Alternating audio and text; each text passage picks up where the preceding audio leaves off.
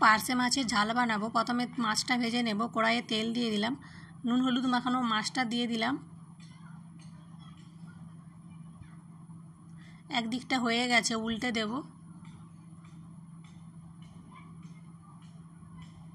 মাছ ভাজা হয়ে গেছে, তুলে নেব। ওই তেলের মধ্যে পেঁয়াজ কুচি, পেঁয়াজটা নেড়ে চেড়ে নেব। টমেটো কুচি, নুন, হলুদ গুঁড়ো, জিরে গুঁড়ো, লঙ্কার গুঁড়ো একটু কষিয়ে নেব। সামান্য সরষে আর কাঁচা লঙ্কা বাটা আরও একটু কষিয়ে নেব।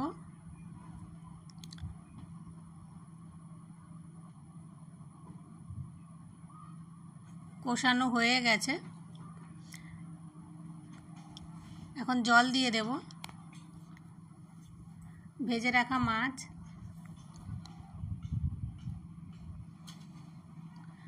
কিছুক্ষণ হতে দেব।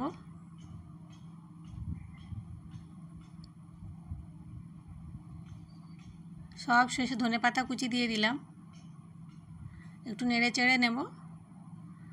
পার্শে মাছের ঝাল তৈরি হয়ে গেছে। এখন ফ্লেমটা অফ করে দেব।